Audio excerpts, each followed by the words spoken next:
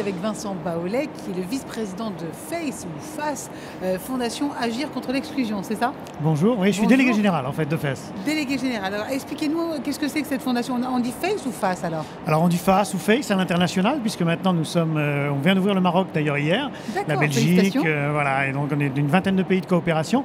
Donc c'est la Fondation Agir contre l'exclusion, voilà, créée il y a presque 25 ans donc maintenant, pour mobiliser les entreprises, et en particulier les industriels, dès le départ, dans toutes les questions d'exclusion, que ce soit sur l'emploi, le social, l'éducation, en présentant les métiers, par exemple comme on le fait aujourd'hui à l'usine extraordinaire. Alors justement, ici au Grand Palais, à l'usine extraordinaire, qu'est-ce que vous allez faire? Alors, la base de la coopération avec l'Union extraordinaire, c'est on est fondation reconnue d'utilité publique. Donc, dans les actions que l'on mène dans notre réseau avec les associations locales de FACE, il y en a plus d'une cinquantaine, c'est 350 000 bénéficiaires en France, c'est 400 sites, je dirais globalement. Puis on a une deuxième fonction qui est celle d'être fondation abritante, comme la Fondation de France, qui est souvent l'exemple le plus connu. Donc, on abrite d'autres fondations, et donc dont la fondation l'usine extraordinaire, donc qui est hébergée chez FACE, que vous pouvez voir dans toutes les affiches du métro et ailleurs. On est très très fiers de cela. Et donc, on a aidé à ce montage pour que les industriels puissent se fédérer avec une ingénierie fiscale, mais qui est avant tout une bonne volonté des industriels et une ouverture sur le monde très, très inclusive. Et donc à la fois avec du mécénat financier, donc il y avait évidemment un coût pour cette grande manifestation, mais aussi du mécénat de compétences, c'est-à-dire tous ces collaborateurs qui sont montés à Paris, qui accompagnent des élèves souvent venus de province, je dirais notamment. Donc on peut le passer en mécénat de compétences en valorisant ses temps et en le déduisant fiscalement. Et puis une troisième chose qui sont tous ces apports de machines, les frais de transport. Il y avait énormément de frais pour créer cette grande réalité de l'usine. Et donc c'est tout ça qu'on a packagé, je dirais, en mécénat. Et puis après, une dernière chose, dans la mobilisation, comme on le fait tous les jours, des classes, des élèves notamment, on a participé aux 12 500 élèves là, qui sont avec nous pendant 4 jours. 2500 12 500 élèves. 12 500 de toute la France, c'est ça? Toute la France, oui, on a plus d'une cinquantaine de départements d'origine, mais on était complètement au taquet. C'est avec la jauge ici du Grand Palais, on ne pouvait plus accueillir plus d'élèves, malheureusement. Il va falloir faire une nouvelle usine extraordinaire. Mais qu'est-ce qu'ils viennent découvrir? Ils viennent justement de prendre goût à ce que c'est que l'usine aujourd'hui? Alors, l'industrie, ce qui est intéressant ici, c'est que découvrir un métier de soudeur avec la fiche 627 de l'ONICEP, qui est certainement très bien d'ailleurs, c'est quand même pas génial pour avoir envie de devenir soudeur. Alors quand on voit les choses, quand on voit que ce sont des vraies chaînes de production, on voyait tout à l'heure, il y avait par exemple des robots présentés au Premier ministre qui ont construit des pièces qui seront réellement dans des boîtes de vitesse de voitures qui sont construites ici au Grand Palais. Donc on voit les choses en vrai, comme si on était dans une usine. Ce qui intéresse les jeunes aujourd'hui et qui les intéressait peut-être moins avant, et ce qui fait justement la force de l'industrie aujourd'hui, est-ce que c'est cette partie digitale?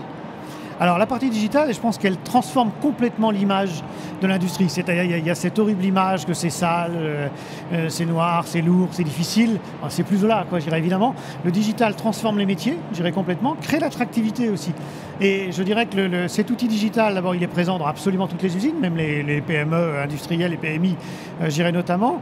Mais il est aussi présent dans les manières de présenter les métiers. On a une opération qui s'appelle Technique, par exemple, chez FACE, où on sensibilise 100 000 élèves sur 5 ans au métier industriel, qui est présenté d'ailleurs au Grand Palais, où on intervient dans les classes avec une technologie 3D d'une start-up qui s'appelle le Cubtil, je dirais derrière, et ça permet à un élève de rentrer dans une éolienne, de rentrer dans un moteur d'avion, dans la classe qui s'étale complètement dedans. Donc ça crée cette relation et ça magnifie l'industrie. C'est génial. Alors, vous parliez du rôle abritant justement tout à l'heure de FACE, de FACE. Est-ce que vous pouvez nous parler de ce positionnement qui est entre mécénat et RSE? Alors oui, c'est-à-dire que au départ, on était plutôt dans une idée d'un salon, au tout début, d'idée comme on fait classiquement dans l'industrie, avec peut-être une ouverture au grand public. Et ce qui est magnifique avec les industriels, c'est qu'ils ont choisi de se mettre uniquement dans l'intérêt général et de monter cette grande opération, je dirais, ouverte. Et ils le font au motif de leur responsabilité sociale et sociétale d'entreprise, la fameuse RSE. Je crois qu'aujourd'hui, il y a un croisement très très fort entre RSE, entre le business classique de l'industrie, la responsabilité sociale d'entreprise, et on le voit que dans les usines, dans leurs écosystèmes locaux, c'est extrêmement fort, et les technologies du mécénat, que souvent d'ailleurs les industriels ne maîtrisent pas bien. Par exemple, ils savaient très très mal comment déduire les choses à 60%, comment l'écrire, ils ne savaient pas qu'on pouvait passer du mécénat de compétences ou du mécénat pro bono de prestations, par exemple sur les transports ou autres. Et du coup, quand on a libéré ça, je pense qu'on a à la fois réalisé l'usine extraordinaire et en même temps fait avancer tous les industriels partenaires dans leur manière de croiser Le business, par exemple les questions de recrutement dans l'industrie qui sont très fortes, les questions de RSE, s'ouvrir au monde, qui est une vraie préoccupation pour eux, et puis le mécénat, qui est le moyen de mettre tout ça en musique avec un avantage fiscal quand on rend service au bien commun. Alors, vous parliez de s'ouvrir au monde, le déploiement de l'usine extraordinaire. Vous disiez que hier vous aviez ouvert justement au Maroc. Vous pouvez nous en parler?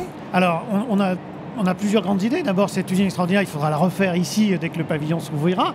Il faut sans doute la territorialiser, donc faire des mini-usines extraordinaires dans toutes les régions françaises. Elles le méritent toutes parce que, comme l'a dit le Premier ministre tout à l'heure, c'est vraiment dans les régions que ça se passe. Et puis probablement une extension à l'international. Pourquoi pas, exporter ce concept magnifique ailleurs. Le but, c'est de donner envie. Le but, c'est d'aimer l'industrie, je crois, d'en être fier.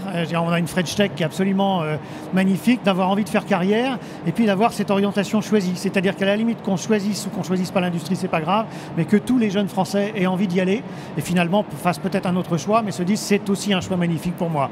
Vincent Baolet, merci beaucoup, donc vice-président de FAS, Fondation Agir contre l'exclusion. Merci. Merci et bon développement.